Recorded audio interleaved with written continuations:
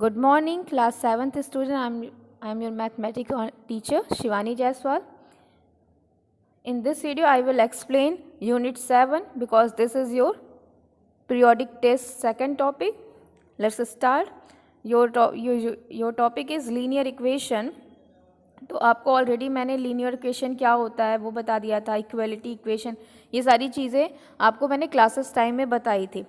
और आप चाहें तो यहाँ पर आप पढ़ भी सकते हैं। ये मैंने जो ये वीडियो बनाई वो इसलिए बनाया है कि थोड़ा सा आपको क्वेश्चन को बता सकूँ कि आप क्वेश्चन को कैसे सॉल्व करेंगे। ये इसलिए भी है, कुछ बच्चों ने ऑफलाइन क्लासेस नहीं की थी, तो उनको एक तरीके से रिवाइज़ कराया जा रहा है। तो फर्स्ट एक्सरसाइज 7.1 में जो आपका फर्स्ट क्वेश्चन है, राइट द फॉलोइंग स्टेटमेंट। पहला क्वेश्चन है ना, right the following statement in the form of equation. तो यहाँ आपसे कह रहा है कि आपको जो स्टेटमेंट दिया है उससे आपको इक्वेशन बनाना है। ठीक है, सिर्फ इक्वेशन बनाना है, सोल्यूशन नहीं करना है, इक्वेशन बनाना है। ऑलरेडी आप क्लास 6 में आपको इक्वेशन बनाना सिखाया गया था और इससे पहले वाली भी यूनिट में आप थोड़ा बहुत सीख चुके थे। तो दिया है sum of thrice of x and 5 is 20। क्या दे रहा है? Sum of, okay, sum of किसका किसका कह रहा है? Thrice of 3x and 5। तो थ्राइस मतलब तिगुना किसका? x का, तो यानी 3x में सम किसको कर रहे हैं? ऐड किसको कर रहे हैं? +5।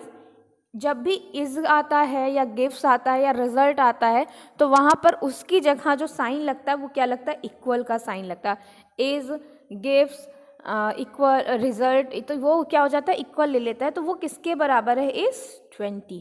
तो ये जो आपका 3x + 5 = 20, ये आपका इक्वेशन बन गया। इक्वेशन और एक्सप्रेशन में बहुत फ़र्क होता है। एक्सप्रेशन में लेफ्ट हैंड और राइट हैंड साइड यानी इक्वल का साइन नहीं होता है, बट जब हम इक्वेशन की बात करते हैं तो इक्वेशन हमेशा इक्वल की साइन लेके ही आता है, यानी उसके दो पार्ट हो जाते हैं, left hand side and right hand side.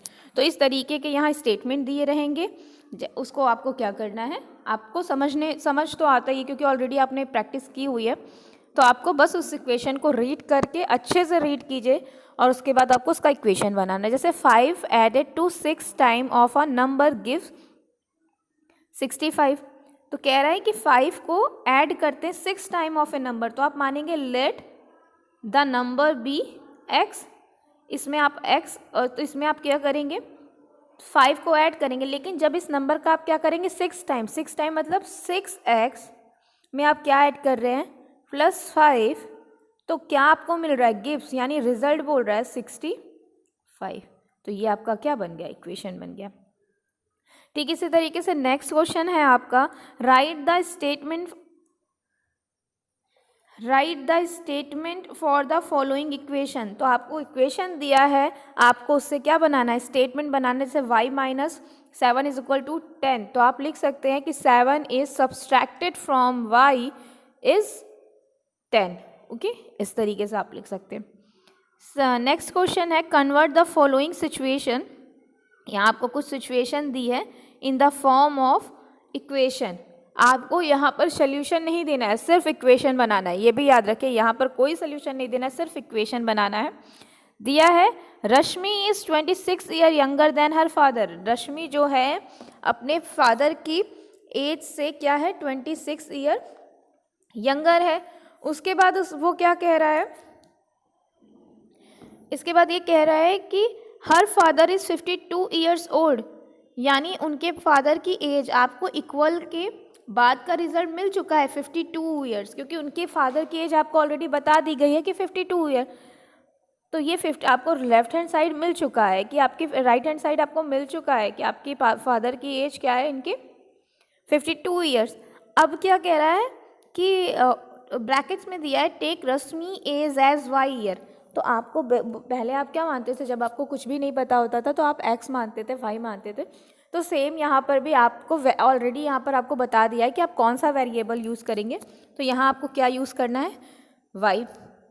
तो आपको ये आपको लिखना पड़ेगा Rashmi age = y and her father age = 52 year old. उसके बाद आप लिखेंगे अकॉर्डिंग टू क्वेश्चन। अगर आप ये लाइन लिख देते हैं अकॉर्डिंग टू क्वेश्चन तो आपको बहुत सारे स्टेटमेंट लिखने की ज़रूरत नहीं पड़ेगी, उससे आप बच जाएंगे। तो आप जब लिखेंगे अकॉर्डिंग टू क्वेश्चन, तो ये उसका मतलब ये है कि क्वेश्चन में ये कह रहा है कि Rashmi is 26 year younger than her father, अपने पापा से 26 ईयर यंगर है। यंगर मतलब छोटी है। ये दो तरीके से बना सकते थे, लेकिन दूसरे तरीके से कोई क्वेश्चन नहीं बनता। तो यंगर है यानी छोटी है।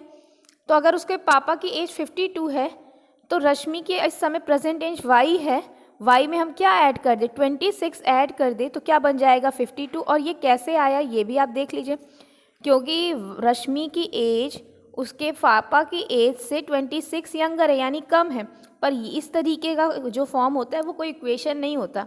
इक्वेशन बनाने के लिए इस तरीके के फॉर्म की ज़रूरत होती है, इसलिए हम इसको इस तरीके से भी कन्वर्ट कर सकते हैं कि y + 26 = 52।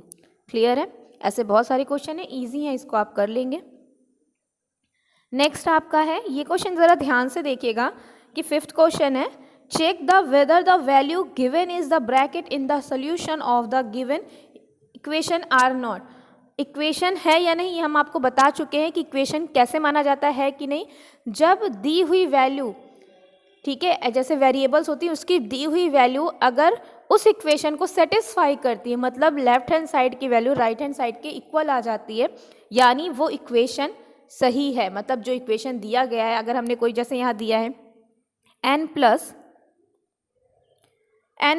6 = 15 और इक्वेशन आपको क्या दिया n = 9, यानी n की वैल्यू हम 9 रखेंगे तो आपको अगर वो 15 आ जाए, लेफ्ट हैंड साइड की वैल्यू 15 के बराबर, राइट हैंड के साइड बराबर, तो यानी जो n है उसका जो वैल्यू दिया गया, उसका जो इक्वेशन है वो क्या है, करेक्ट है, उसका रूट जो वैल्यू है वो करेक्ट है।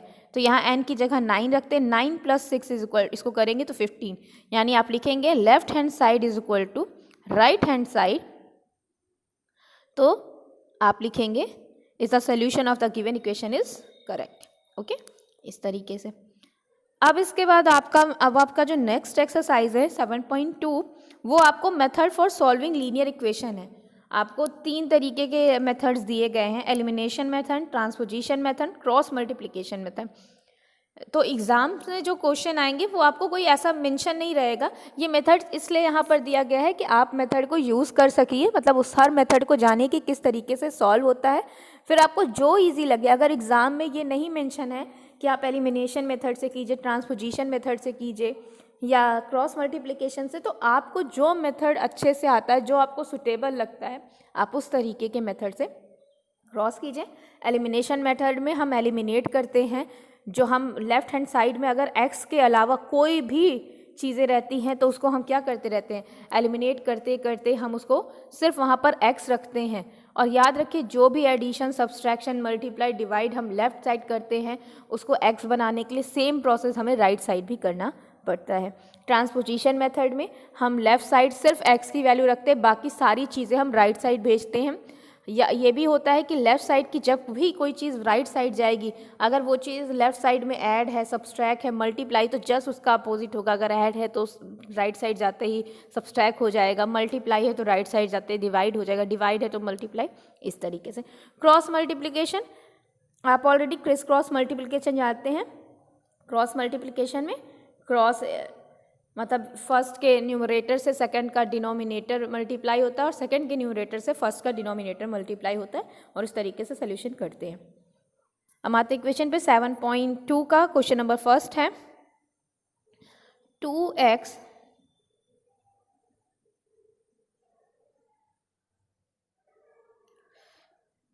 + 6 = 15। अब देखिए ये क्या है, दे दिया है कि एलिमिनेशन मेथड। यहाँ चेक योर रिजल्ट है, एग्जाम में मैं आपको चेक योर रिजल्ट चेक किया जाता है। रिजल्ट चेक करना बहुत इंपॉर्टेंट है। अलजेब्रा के जितने भी क्वेश्चन होते हैं उसमें रिजल्ट चेक करने से ये आपको अच्छा रहता है कि आपको ये पता रहता है कि जो आपका सोल्यूशन है वो करेक्ट है। आपको बिल्कुल आपको पेज पलट के आपको आंसर शीट की ज़रूरत नहीं पड़ती कि आंसर होगा आंसर होगा तो हम मैच कर लेंगे, नहीं, आंसर आपका चेक कर लेंगे तो करेक्ट ही होता है। तो दिया 2x + 6 = 15। हमने कहा एलिमिनेशन मेथड, मतलब जो चीज़ इधर है उसको एलिमिनेट करेंगे एक एक करके। तो यहाँ पर आप सबसे पहले देख रहे हैं 6 यहाँ ऐड है, तो हमें क्या करना पड़ेगा, इस 6 को हटाने के लिए, अगर 6 यहाँ ऐड है तो -6 करेंगे तब ये, तो 2x + 6 -6। अब हमने ये भी बोला कि जो चीज़ हम लेफ़्ट साइड करेंगे, लेफ़्ट साइड करेंगे उसे राइट साइड भी करना है, यानी 15 में से भी हमें 6 को क्या करना पड़ेगा, माइनस करना पड़ेगा। ठीक है, यानी 2x इज इक्वल टू, ये तो 6 से कैंसिल, 15 में से 6 गया 9। अब यहाँ देखिए, अब हमें सिर्फ यहाँ पर वेरिएबल चाहिए, 2x है, यहाँ पर हमें सिर्फ x चाहिए। 2 यहाँ पर मल्टीप्लाई है, तो इस 2 को हटाने के लिए हमें 2 से क्या करना पड़ेगा, 2 से डिवाइड करना पड़ेगा। तो आपको यहाँ लिखना पड़ेगा 2 इज वो 2 डिवाइडेड बाई बोथ साइड, या बोथ साइड डिवाइडेड बाई 2। तो यहाँ से 2 इज इक्वल टू, यहाँ भी 2 करेंगी, 9/2, ये कैंसिल हो जाएगा, यानी x इज इक्वल टू 9/2। ये आपका आंसर हो गया। क्लियर है। नेक्स्ट क्वेश्चन है आपका, solve the following solution in the transposition method. आपको यहाँ ट्रांसफ़र करना पड़ता है। जैसे यहाँ पर इक्वेशन है, बहुत लंबा हो जाएगा इसलिए जल्दी जल्दी शॉर्ट में बताते हैं। 3x - 5 + 2 is equal to 43। अब आपको ये पता है कि यहाँ पहले तो आपको ब्रैकेट्स, पहले तो इक्वेशन को सारे ब्रैकेट जो हो उसको सॉल्व कर लीजिए। तो यहाँ हो जाएगा 3x - 15 + 2 इज इक्वल टू 43। अब आपको सारी चीज़ें किधर ले जानी पड़ेगी, राइट हैंड साइड। पहले तो यहाँ सोल्यूशन हो रहा है, यहाँ पर करेंगे, एक निगेटिव है पॉजिटिव, आपका हो जाएगा 3x - 13 इज इक्वल टू 43। तो आपका फिर क्या होगा, 3x इज इक्वल टू 43, इधर निगेटिव है -13। हमने कहा जैसे ही हम जाएंगे ले ट्रांसफ़र करेंगे तो हम क्या कर देंगे, साइन चेंज हो जाएगी, तो यहाँ हो जाएगा +13। 3x is equal to 56। ठीक है, अब हम इसको क्या कर सकते हैं, हमारा आया 3x इज इक्वल टू 56। तो अब यहाँ तक 3 क्या है, इसको हमें सिर्फ यहाँ x चाहिए, तो 3 यहाँ मल्टीप्लाई है, तो हमें क्या करना पड़ेगा, इस 3 को शिफ्ट करेंगे, यहाँ मल्टीप्लाई तो इधर जाएगा डिवाइड हो जाएगा। ठीक है, अब इसको सॉल्व कर लीजिए, नहीं सॉल्व होगा तो यही आपका आंसर है। क्लियर है ये बात। तो इस तरीके से आप क्या करेंगे, क्वेश्चन को सॉल्व करेंगे ना। और इसके बाद लास्ट क्वेश्चन है क्रिस क्रॉस मल्टीप्लिकेशन। तो क्रिस क्रॉस मल्टीप्लिकेशन में आपको देखिए यहाँ पर 3x + 7 / 5x - 4 is equal to 13/6।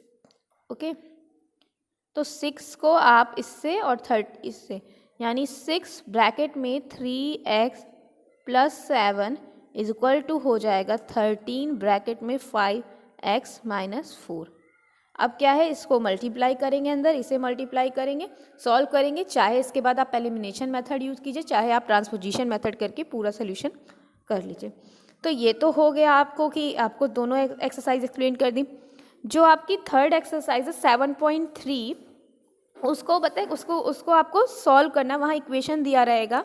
जैसे आपके फर्स्ट 7.1 में आपने इक्वेशन बनाया था, इक्वेशन के बाद आपको सोल्यूशन भी करना पड़ेगा।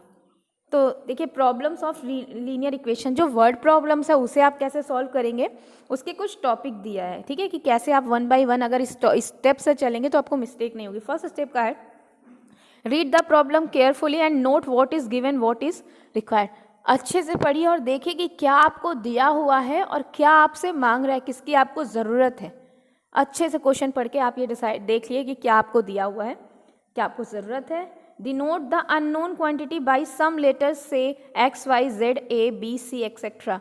जितनी भी हमें क्वांटिटी नहीं पता है, मतलब अननोन क्वांटिटी हमें जो फाइंड करना है कि फाइंड दिस नंबर, तो जो हमें नहीं पता है उसको हमें कुछ ना कुछ क्या करनी पड़ेगी, मानना पड़ेगा कि let be the number is x, let be the year is x। जैसे हमने फर्स्ट वाले में बताया था कि उसमें तो मेंशन कर दिया था कि इसकी एज इतनी है। यहाँ पर कभी कभी नहीं मेंशन होता, तो वहाँ पर हम उस नंबर को क्या मान लेते हैं, x मान लेते हैं, या y, z, कुछ भी आप मान सकते हैं, कोई भी वेरिएबल।